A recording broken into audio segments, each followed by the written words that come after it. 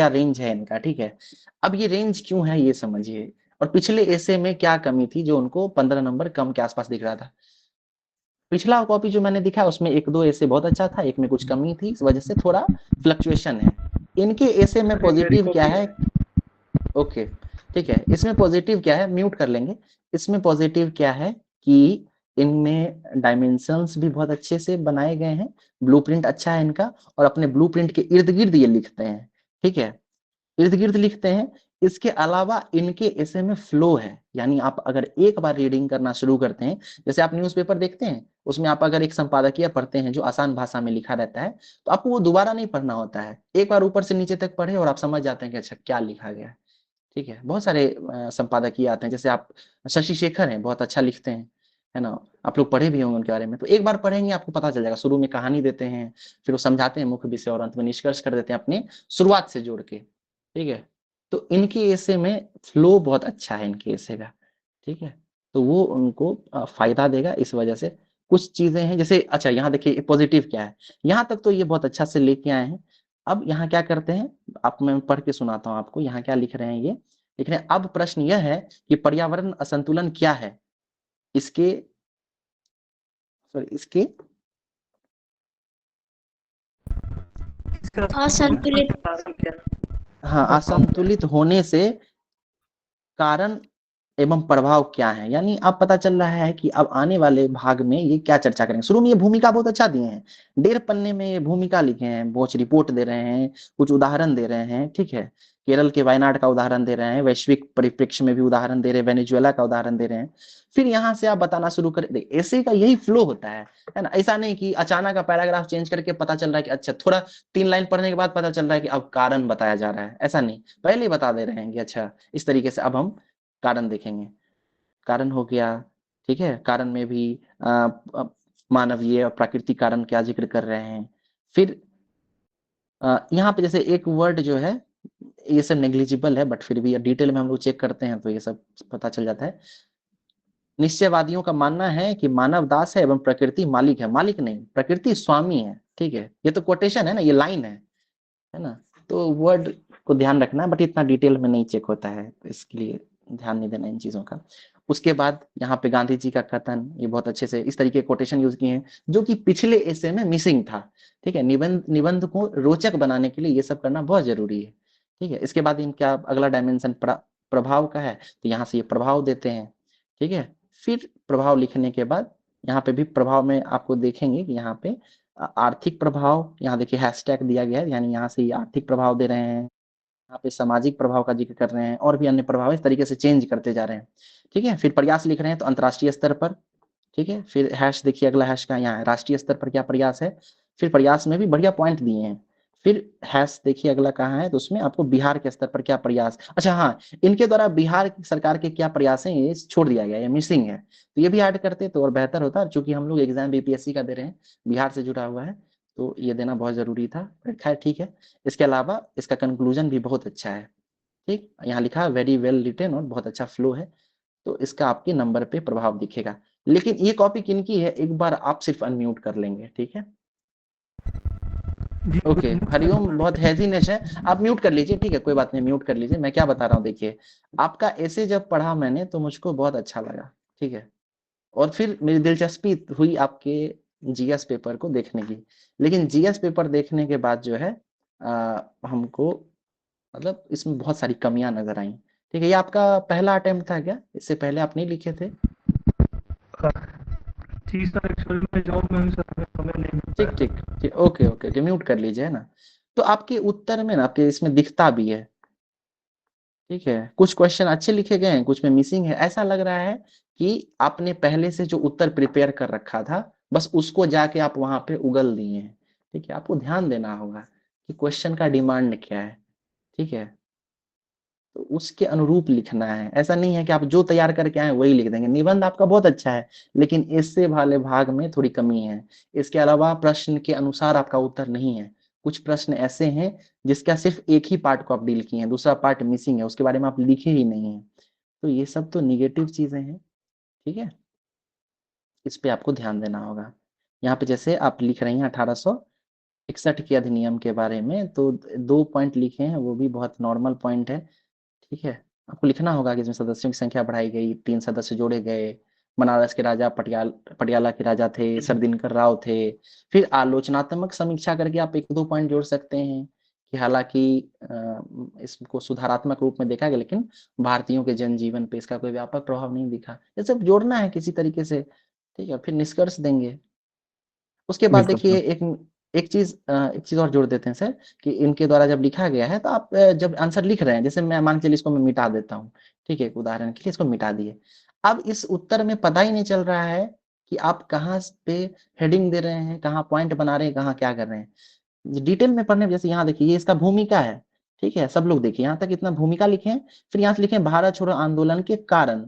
अब इसको तो आपको या तो इस तरह बॉक्स बनाएं, या फिर आप इसको अंडरलाइन करें, घेरें, कुछ तो कीजिए, तब तो विशेष दिखेगा ना। 5,000 कॉपी चेक कर रहे हैं, कोई कॉपी चेक करने वाला चेक करेगा, तो उसको आपकी तरफ से कुछ सहूलियत तो मिलनी चाहिए ना, है ना। आपके हर एक आंसर को जब इतना डिटेल में पढ़ेगा वो, तो फिर आपके स्पेलिंग्स को भी वो डिटेल में देखेगा, आपकी कमियां उसको दिखेंगी। लेकिन अगर आप अपनी तरफ से उसको कुछ सहूलियत देंगे, तो क्या होगा, कुछ जनरल ओवरव्यू बनता जाएगा कि अच्छा चलो, कारण लिखा है, 3 डॉट दिख रहे हैं, यानी 3-4 पॉइंट लिखे होंगे, ठीक है, तो वो आपको दे देगा। फिर वो उसमें स्पेलिंग्स में, वर्ड स्ट्रक्चर में, सेंटेंस फॉर्मेशन में एरर है, वो उन सब चीजों पे उसका ध्यान उतना नहीं जाएगा।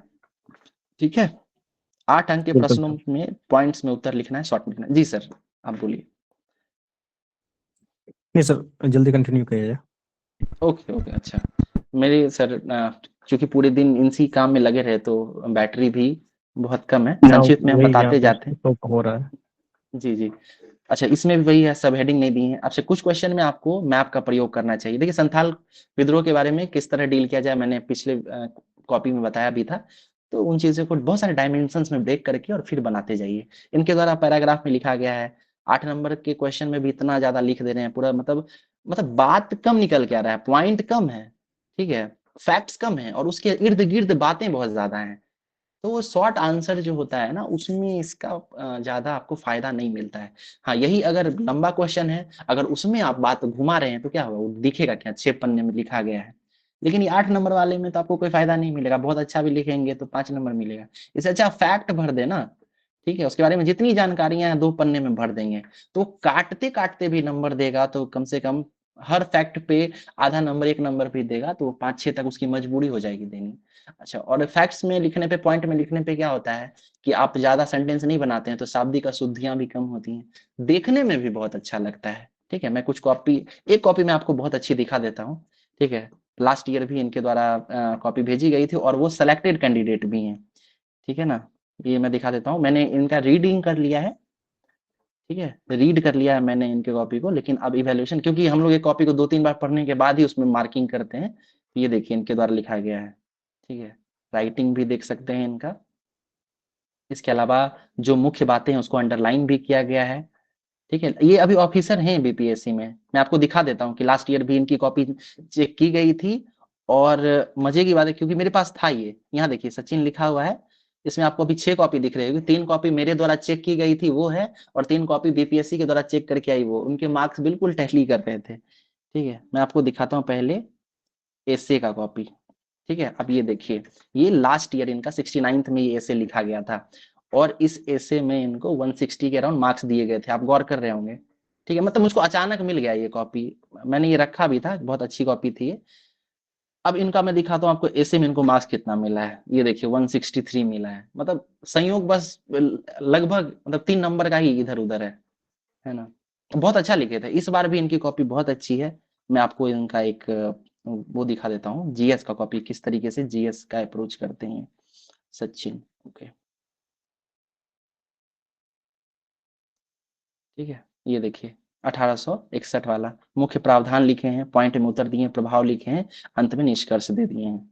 ठीक है, इसी तरीके से ये क्वेश्चन भी है। देख रहे हैं किस तरीके से सब हेडिंग में बांटा गया है, पॉइंट दिया गया है।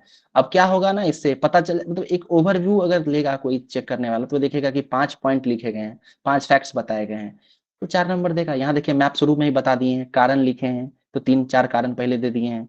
फिर नेता कौन है, उद्देश्य क्या है, प्रभाव क्या है, हो गया। सब एक एक सचिन है ओवरव्यू क्या? बैठा है। सचिन जी हैं क्या अभी? देखिए पटना कलम चित्रकला शैली के बारे में लिखा गया, भूमिका नक्शा बनाए हैं। फिर यही देखिए मैं इसके बारे में बात भी कर रहा था, इन्होंने इसका लास्ट ईयर हम लोग क्योंकि ये सब फीडबैक दिए भी थे, तो ये इनके कॉपी में अब दिख भी रही है, तो ये सब पॉजिटिव है। इस बार रुपेश सर, इनकी कॉपी जब हम एक बार देखे थे तो बहुत अच्छे से तो हम नहीं देख पाए, लेकिन अगर सब कुछ सही रहा और लास्ट ईयर जिस तरीके से फीडबैक दिया गया था और उन चीजों का ध्यान देते हैं ये, तो मेरा मतलब अभी तो सर ये शायद जी सर, हूँ सर, ग्रुप में अरे हूँ। कैसे हैं सचिन जी, ठीक हैं? हाँ, इलेक्शन ड्यूटी था सर, तो मैं अभी लेट से ओके ज्वाइन किया हूँ। ओके ओके, तो अच्छी कॉपी है, अभी नम मार्किंग नहीं किया गया है, बट मैंने एक बार रीड किया था आपकी कॉपी। राइटिंग से असल में नाम नहीं बताया गया था इस बार हम लोगों को, बट आपकी राइटिंग से समझ में आ गई थी और लिखने के तरीके से कि आपकी ही कॉपी है। हाँ सर, उस बार भी मुझे 484 मिला था सर, रिटेन बिल्कुल में थोड़ा बिल्कुल, इंटरव्यू में कम हो गया था तो। जी जी जी, ठीक है, तो बहुत अच्छा लिखे हैं, इसको हम लोग फिर डिटेल में चेक करेंगे। ये कॉपी मैं सब बाकी लोगों को दिखा रहा था कि एक बेहतर उत्तर किस तरीके से लिखा जा सकता है, पॉइंट्स में कैसे लिख सकते हैं, ठीक है, साफ सुथरा लिखना होता है, प्रॉपर नक्शे का उपयोग करना होता है, पिक्चर्स बनाने होते हैं। इस बार सचिन को बेहतर मिल जाएगा, वो रेवेन्यू बिल्कुल ऑफिसर के बिल्कुल ऊपर चला जाएगा, इस बार 11 लाइन में चला जाएगा। बिल्कुल बिल्कुल, है ना, हमारी शायद शुभकामनाएं सर। भी हैं। जी। इस बार ट्रेनिंग तो नहीं ली है सचिन तुम? नहीं सर, एक्सटेंशन पे ज्वाइन किया था तो। अच्छा है, इस बार उम्मीद है कि चले जाओगे 11 लाइन में। अच्छा कॉपी है। धन्यवाद सर। है ना, बात वही लिखे होंगे जो आप लोग भी लिखे हैं, लेकिन लिखने का तरीका, बताने का तरीका, रिप्रेजेंट करने का तरीका वही थोड़ा सा एज दे जाता है, ठीक है, देखिए, है ना। चलिए ठीक है सर, तो टाइम भी काफी हो गया।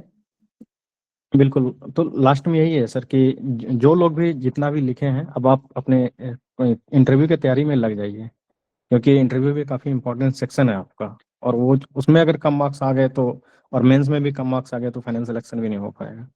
और इधर मेंस में मार्क्स हैं और इंटरव्यू में अच्छे मार्क्स आएंगे तो एक ही बार में बीपीएससी देने का टेंशन ही खत्म हो जाएगा। नहीं तो जॉब में जा करके फिर वो बीपीएससी देते रहना बहुत मुश्किल काम होता है। नहीं तो आप पूछ सकते हैं, जो बिल्कुल, लोग सिलेक्टेड हैं उनसे पूछ सकते हैं कि इसके अलावा अभी लगातार। बताया भी गया था सर कि जो जिनका भी मार्क्स 400 के आसपास है या उससे कम है, तो उनको खास करके इंटरव्यू पे ध्यान देना चाहिए। कुछ लोगों को खुद भी आइडिया लग गया होगा कि उनका एग्जाम कैसा गया है, ठीक है, तो आप लोग, अच्छा हमारे साथ कुछ लोग तो जुड़े होंगे ना जो इंटरव्यू वाले भी होंगे, सर हैं क्या वो लोग भी?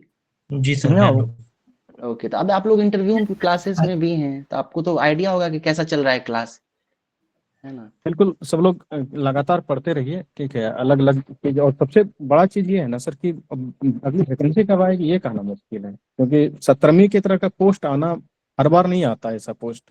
कुछ आ भी जाएगा तो बहुत मुश्किल की बात है। और जी अंतिम जी, कीजिए इसको, वही बहुत जरूरी है।